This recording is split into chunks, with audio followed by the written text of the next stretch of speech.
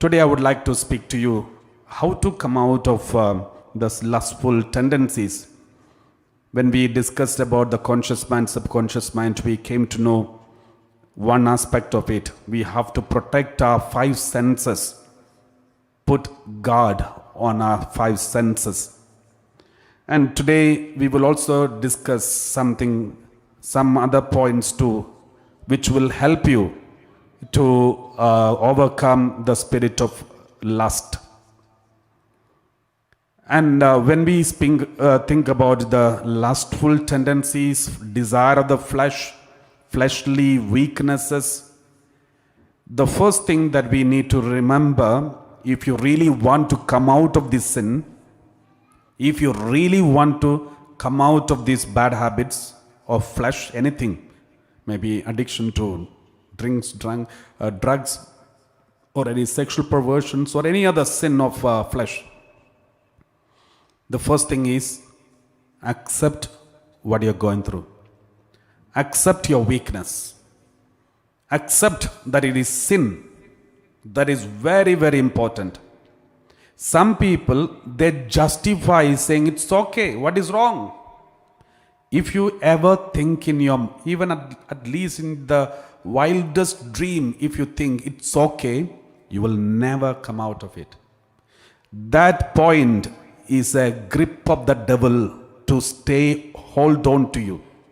Any sin, if you ever think it's okay, what is wrong? See, they are doing, so why not I? So the moment you think and justify, then it's very, very difficult to come out of it. So this is the first point that we need to remember. If anybody wants to come out of any sin, any kind of sin, if you have some kind of justification saying it, tolerance towards the sin, saying it's okay, it's quite natural, it's human, we are weak, we are like this, so it is making mistake is common to all the human beings, and justify your sin, then it is impossible to get out of the sin. We may stop for 1 or 2 weeks, but we will come back to the same. We fall into the same sin again and again.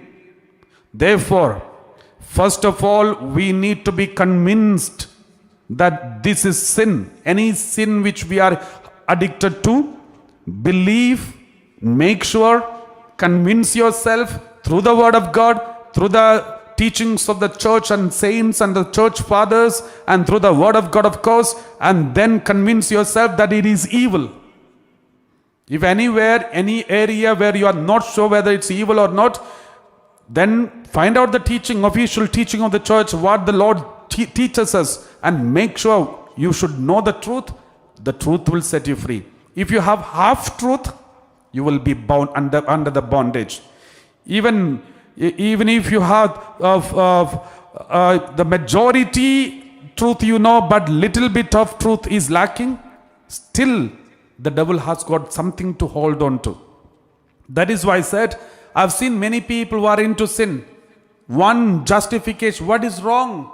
I checked in the Google and it is said it is good for the body. Some people who are taking drugs, they say once in a while it is good to have drugs. It will give you peaceful sleep and all those things. There are some companies who have put some informations in the social media or maybe Google, and that is the Bible for them. These kinds of informations becomes Bible for many people because they want to find out some justification, at least in the Google, and then continue in sin. Therefore, if anyone think it is okay, then it is difficult for you to come out of it. Second point that we need to remember is, if anybody wants to stop committing sin, your morality, your model should not be any human being. Don't look at the other person. Don't look at any priest, bishop, or any human being on earth. But if you are planning to stop your sin, look at Jesus and stop. Because I have seen many people, even those who are fully addicted to alcohol, when we speak to them and say, You know, we speak so strongly against the alcohol because we have seen so many families who are destroyed because of alcohol. So we don't want to make any compromise with that because that is affecting. And then I was speaking to that man and said, please don't. It is not good for you. Then one statement he made was this: see, there are so many priests and bishops are drinking. Then why not I?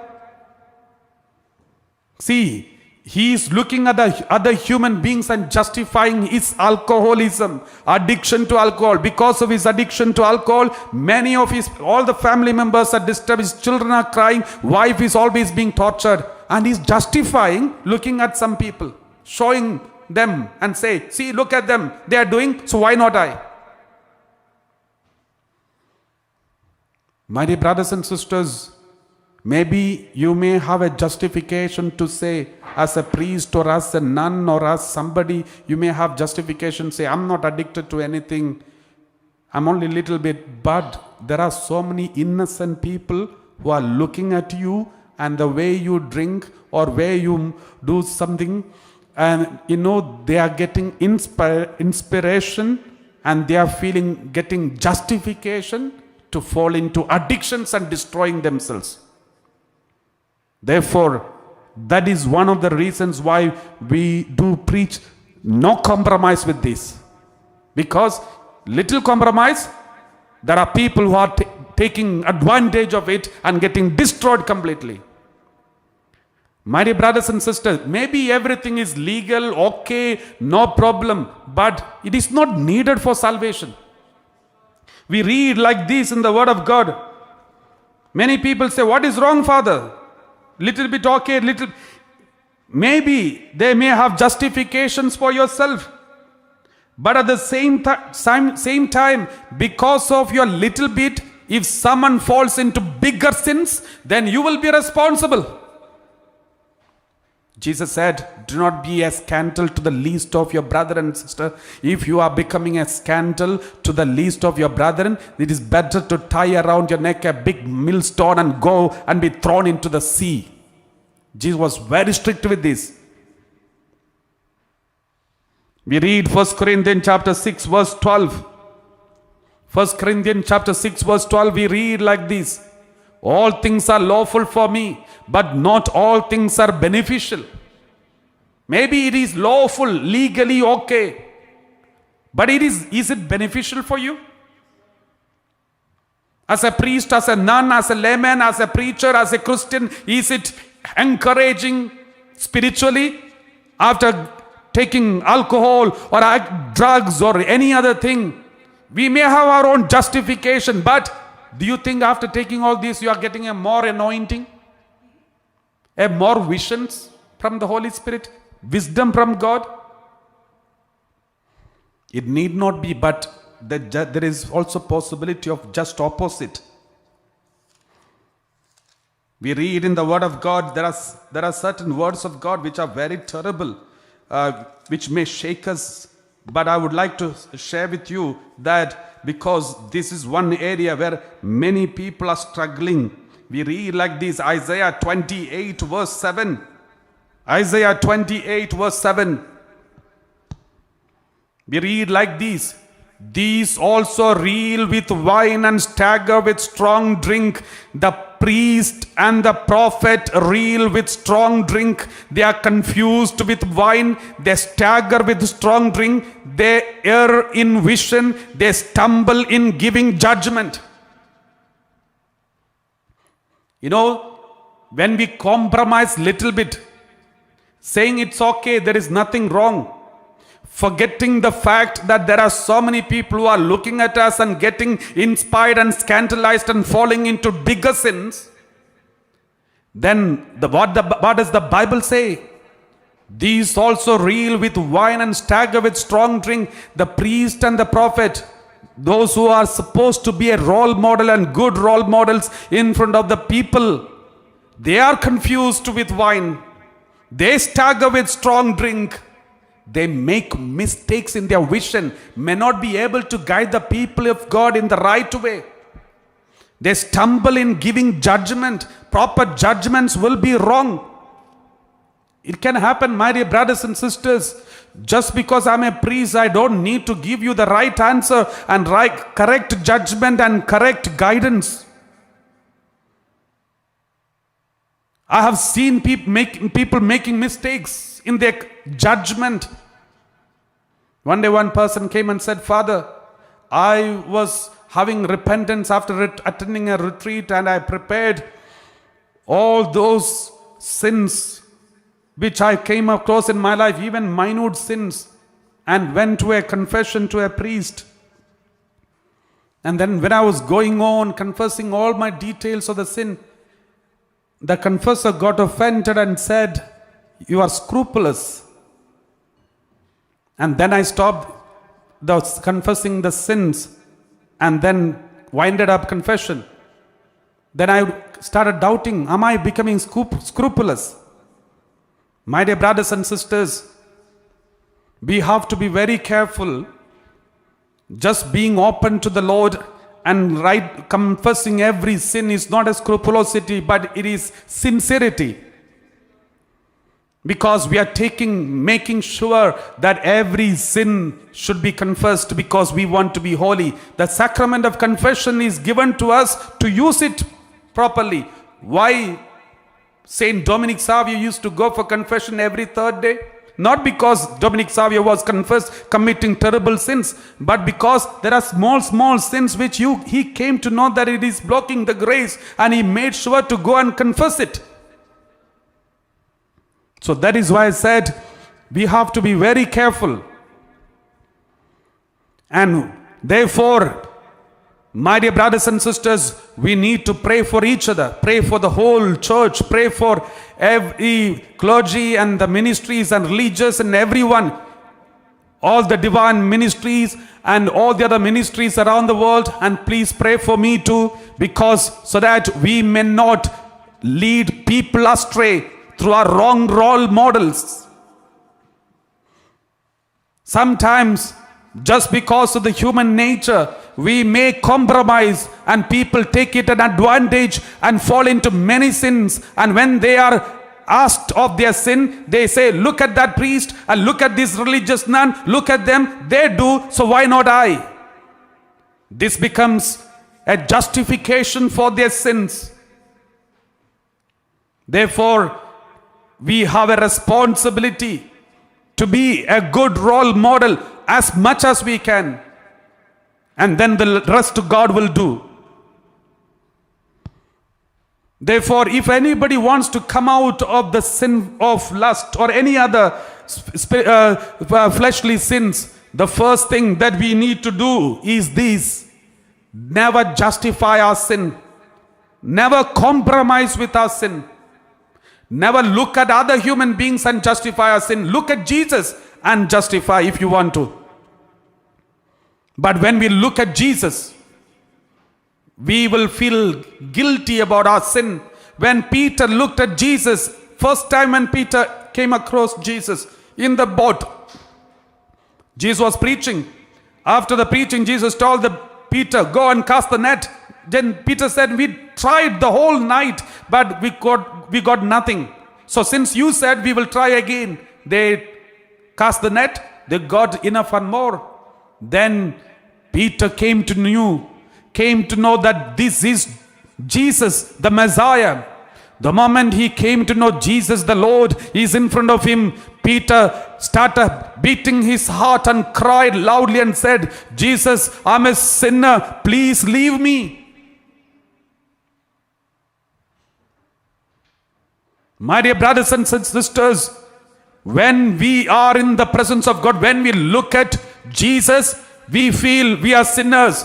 When you look at other human beings, other preachers, other priests, other preachers, when you look at us, you may feel like justifying your sin. But if you look at Jesus, you will never justify any of your sin. The biggest problem today, we are searching for role models. We are searching for heroes and stars in front of us. And based on that, we follow. That is the biggest problem. That is why when someone commits sin, especially somebody who is in the position, maybe a priest, maybe a bishop or someone else, then we feel comfortable with our sin. We feel justified, it's okay. We feel like compromising with more and more. That is dangerous. For you and for me, we have only role model, only one person to look at and follow. Not any priest or any bishop or anybody. We have one person to follow. That is our Lord Jesus Christ. If you follow him, you will never make mistake. If you look at any pastor or a priest or any preacher, anyone, including all of us who are in Divinity Center or any preaching that we do anywhere, remember, you will make mistake. You will be scandalized. You will be disappointed. But if you follow Jesus, you will never be disappointed. My dear brothers and sisters, that is one thing that we all need to focus during, if you really want to come out of the sin. And also make sure, don't idolize anybody. Just because you are changed through the preaching of a priest or a layman, don't surrender your life in front of that person. Because, see, I remember one person who is always addicted to another person, a so-called preacher. And always addicted in the sense for everything he makes a phone. Shall I take this bus or next bus? Which bus is going to have an accident? Please do pray for me and let me know. Shall I take this job or that job? Shall I sleep today or not? So these every details, they are depending on a certain person. Then I said, why do you want to do that? Then that person said, Father, it is through this person I am changed. It is through that person's preaching my life changed. It is through that person I was healed. Then I told this person, my dear brother, it is not he or me or any priest who healed you. It is Jesus who healed you through that person. Therefore, you're not supposed to be surrendering your life to that person, but you are supposed to surrender to Jesus. This is a wrong message we all get. Once we are impressed by a priest, maybe a preaching or healing service or anything, then suddenly we surrender whole life to that person. Not to Jesus. We think this person is the one who is healing us. This person is the one who is delivering us. This person is the one who is giving us the wisdom. No. If you surrender, the same person will lead you wrongly. But you should surrender to Jesus. Jesus is using all these priests and preachers, lay people and everyone to change you. Therefore, you are supposed to surrender your time and everything to Jesus. Then you may say, Father, how do I know the will of God? Because I don't have the capacity to hear the voice of God, but this man has God, this priest get the vision, messages, so I don't want to make mistakes. My dear brothers and sisters, what are you afraid of? Are you afraid of making mistakes and your family collapse, your business collapse? Or are you afraid of making mistake and committing sin and hurting God?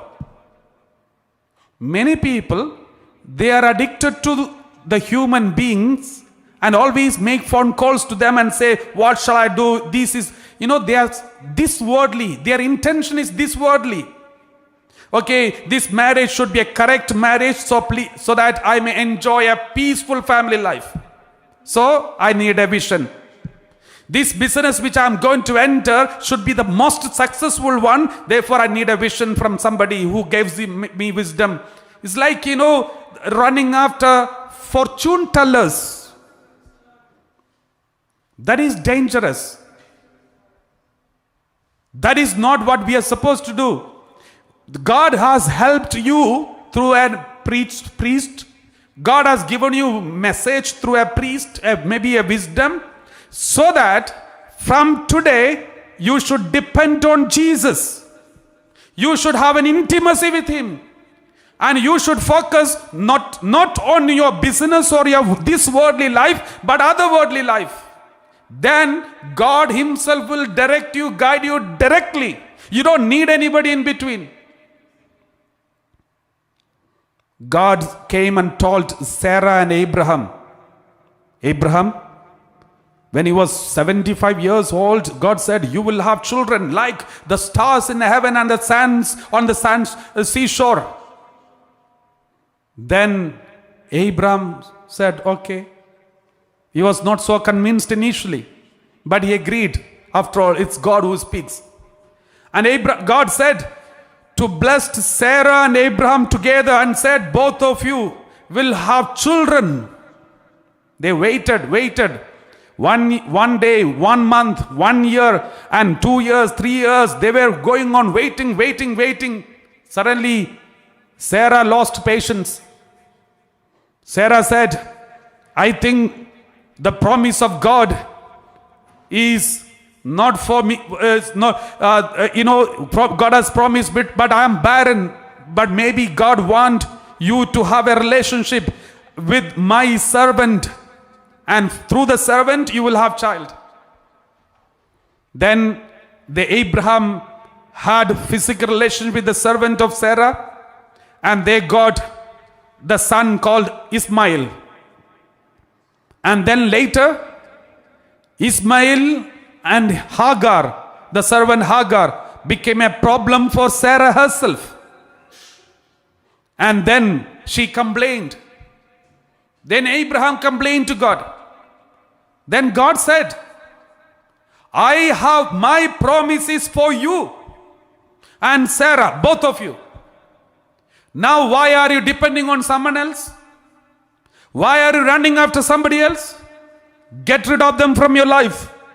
The promise is for you. You may have so many helps from so many people. Doesn't mean you should depend on them. But promise is for you. Then Abraham had to go through a pain of separation from his own child. He has to send his son Ishmael and that servant Hagar, just leave them in the wilderness. Abraham, it was very painful for him. Where if you doubt the promise of God and depend on someone else, later you will have pain from them same people.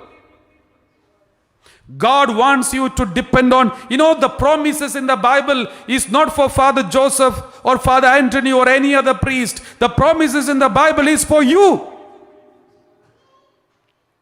You're not supposed to surrender your life in front of a priest or in front of anyone. God wants to speak to you directly. Maybe initially, in the initial stages, God may have used me or used anyone else to change your life. Doesn't mean you have to depend your whole life towards any of these priests or any of the preachers, any of the lay ministers or pastors. If you surrender your life in front of them, your destruction also will come through them. Praise the Lord. Now you have to grow spiritually closer to God, individually closer to God. Initially you may be helped. We read in the book Gospel of John chapter 4, when the Samaritan woman was touched by Jesus. We read like this. A Samaritan woman, a sinner woman was sitting by the well, and Jesus came, and then they had a conversation, and then she went to the village and preached to everyone. We read like this, Gospel of John chapter 4 verse 39. We read like this. Many Samaritans from that city believed in him because of the woman's testimony. He told me everything I have ever done. See, this woman went and gave the testimony in front of the Samaritans. Now everybody believed in Jesus. Then verse 40.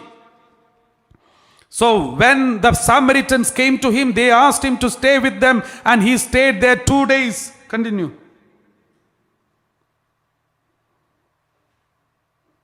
And many more believed because of his word. Verse 42. They said to the woman, it is no longer because of what you said we believe, for we have heard for ourselves, and we know that this is truly the Savior of the world. See, this is how we need to grow. Now they are not depending on this woman and said, it is no longer because of what you said that we believe. We have heard for ourselves, and we know that this is truly the Savior of the world. My dear brothers and sisters, initially you must have believed in Jesus because of any priest, because of the live streaming, because of a pastor, because of someone else. But you have to grow from there. And you should have a direct contact. Otherwise, everything is a failure. Even if you continue depending on that priest or depending on anyone who is preaching to you, then you will have problem from them. Because God doesn't want that. God wants to have relationship with you. God doesn't want a mediator always. God wants you to have intimacy with Him. Every one of you are listening to me, my dear brothers and sisters. This is what we would like to preach to you, and this is what we know. This is the truth. Every one of you, you have received so many blessings. Continue receiving blessing. Continue attending the retreat. But always remember, now it is time for you to grow personally, spiritually, and get connected to God and have an intimacy with Him. Because God wants to have an intimate relationship between you personally.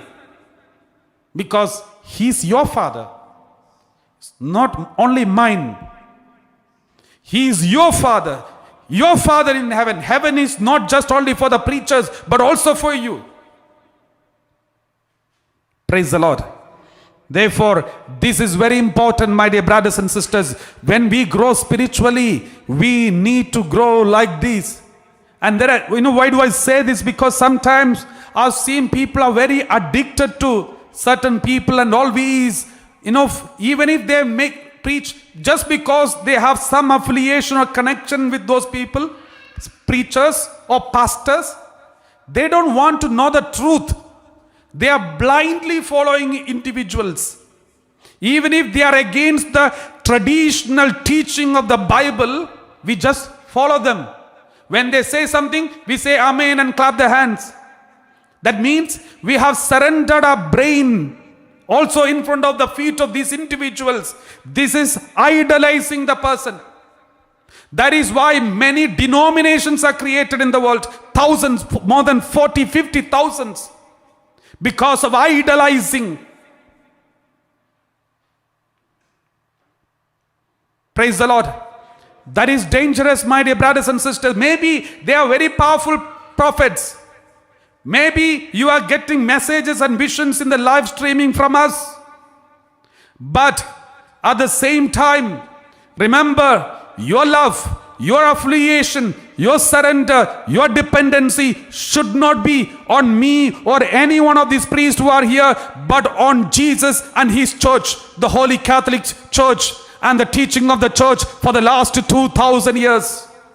If you depend on me, and tomorrow if I give you a teaching, for example, suppose you are touched by any of the live streaming here and any of my preachings, and then you started trusting me totally, and you started believing, saying all what Father Joseph says is the truth, and all the others what they say is wrong. Therefore, I will only believe what Father Joseph preaches, and then you will surrender yourself totally to me. Then you know what happens? One day, I feel suddenly the Catholic Church is wrong, and what I'm preaching is correct, and then I will start preaching something which is contrary to the teaching of the church, and you will start following me, and you will be ready to fight against the church for me.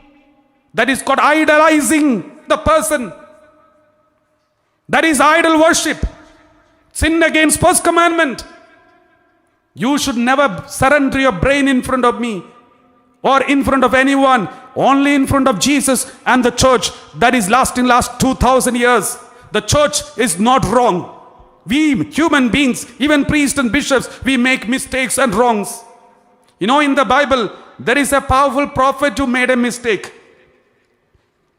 We read like this in the 2 Samuel, book of 2 Samuel, we read like this. You know, prophet Nathan is a very powerful prophet, but even he made a mistakes in his life. Praise the Lord. Thank you, Jesus. Praise you, Jesus. Thank you, Father. We read First Chronicle chapter 17. First Chronicle chapter 17 verse 1 onwards we read. Now, when David settled in his house, David said, the prophet Nathan, I am living in a house of cedar, but the ark of the covenant of the Lord is under a tent. You know, one day, poor David always used to depend on the prophet Nathan. And prophet Nathan was a very powerful prophet. And then he had a desire. King David had a desire. He expressed his desire in front of prophet Nathan and said, I'm living in a huge building, big palace, but the ark of the covenant is still in a tent. And then he wanted to build a huge temple for God, a huge temple for God. And he expressed his desire in front of prophet Nathan. And then what did Nathan say? Nathan said to David, do all that you have in mind, for God is with you. Don't worry, God is with you. You do what you want. That was the message the prophet gave. Instantly David thought, okay, very good. See, I got the message from a prophet. Now God is with me. And suppose instantly if David go and start the building of the temple, it will never happen. You know why? Because there is no God's presence in him to fulfill this mission of building the temple. How do you know? Verse 3. But that same night, the word of the Lord came to Nathan saying, continue, go and tell my servant David, thus says the Lord, you shall not build me a house to live in. That means the prophet made a mistake in giving an advice. Such a powerful prophet, Nathan, made a mistake.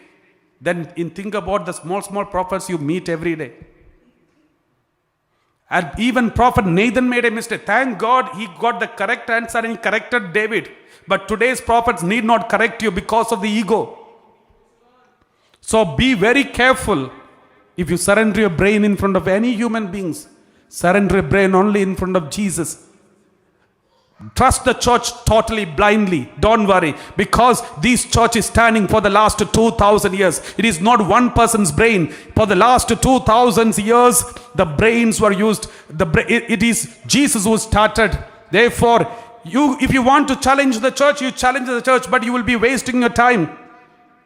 But just believe wholeheartedly, blindly, so that you can save a lot of time and do ministry. Praise the Lord.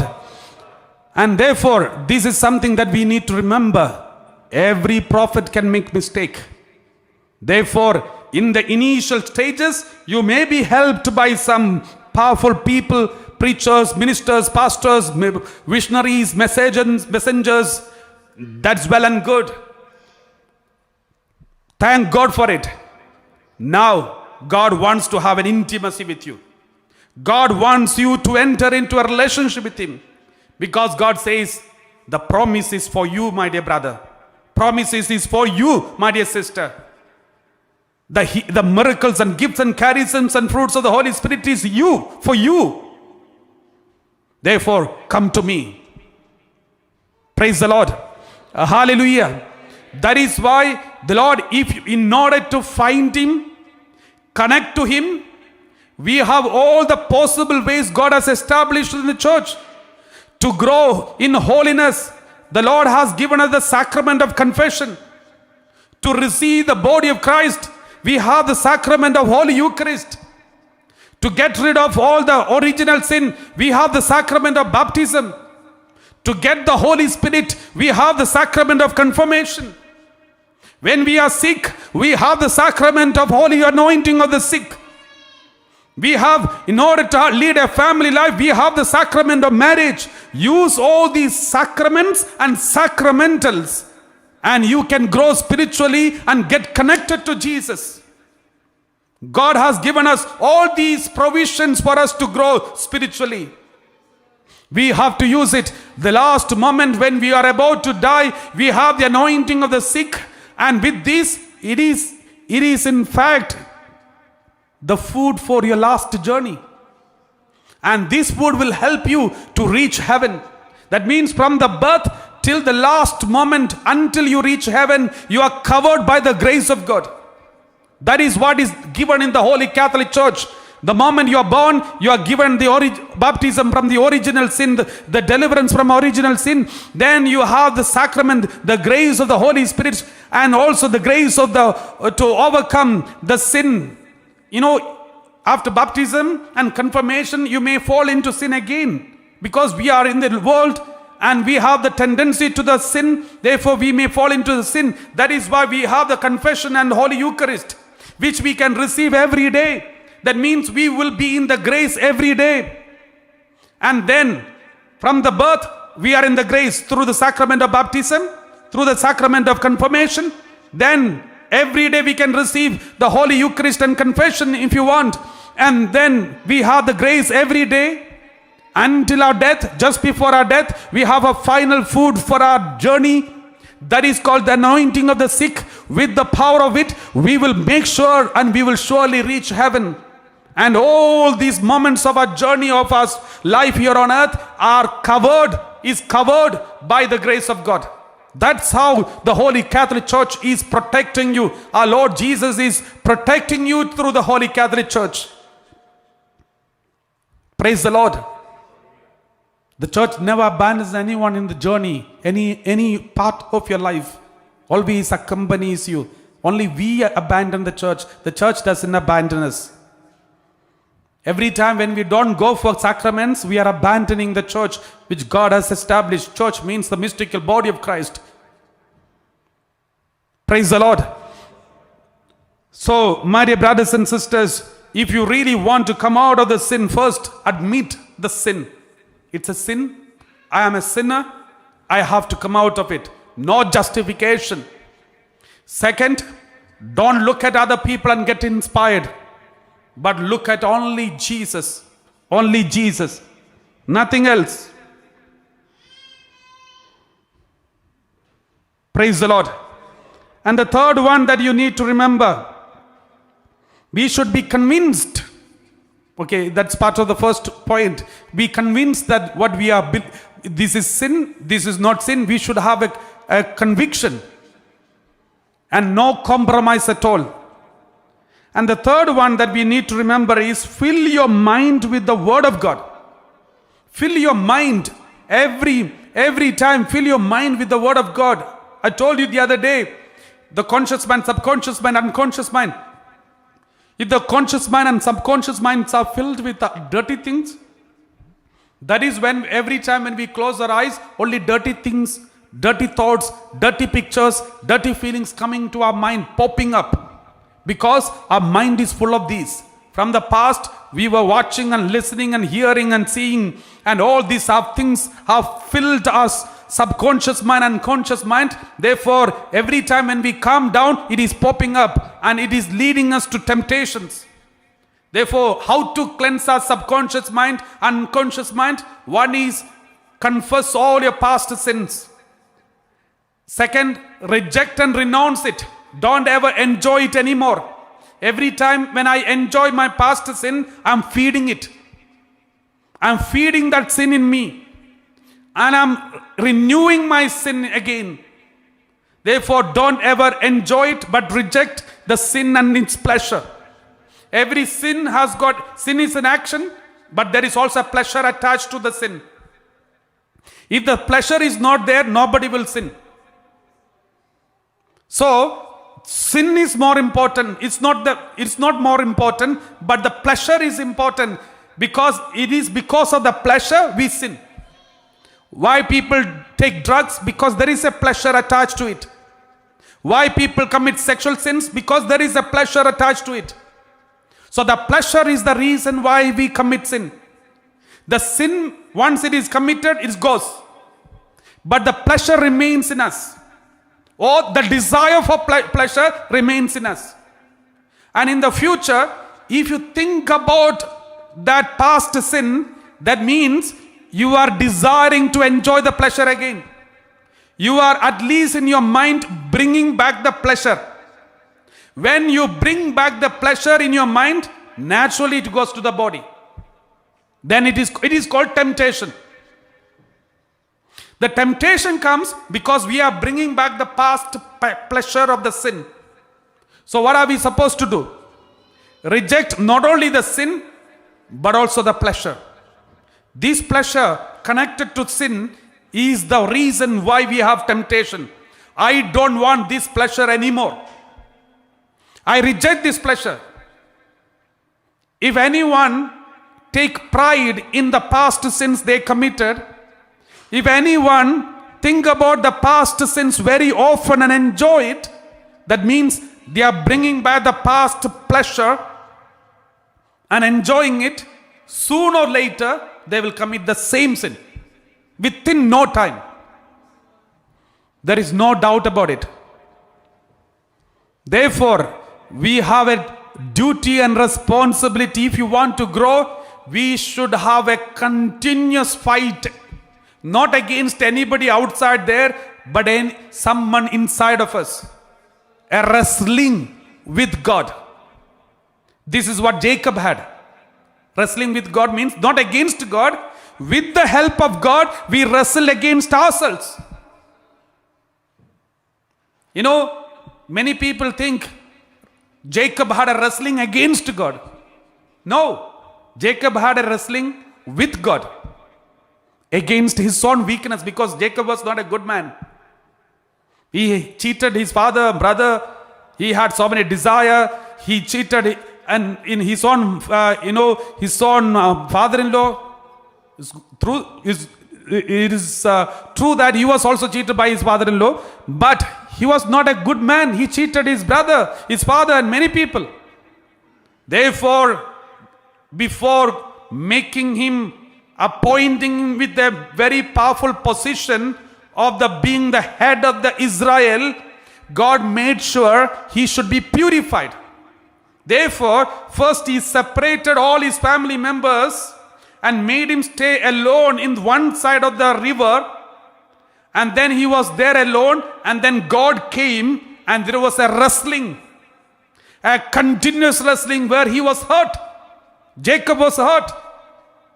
Hip socket was dislocated. What does it mean? He cannot perform his manly duties. That is what in short. Because that was one of these weaknesses. And he had a permanent scar or pain he carried all throughout his life as a result of this wrestling. This wrestling with ourselves is not easy. We have to defeat this inner self of human self inside of us with the help of God. God will help us. That is why sometimes God isolates you. Sometimes all your family members abandon you. Sometimes you feel no one loves you. Sometimes you feel lonely, terribly lonely, because God is asking you to have a wrestling. God is asking you to enter into a wrestling. Sometimes even your best friends will abandon you. Everyone will criticize you. Everyone will abandon you. No one love you. Everyone will hurt you. And you feel lonely in this whole world, even in the midst of the crowd. That is the time the Lord wants you to wrestle with yourself with the help of God. Then come out successful. Then God wants to change you from Jacob to Israel, from an ordinary man to the father of nations.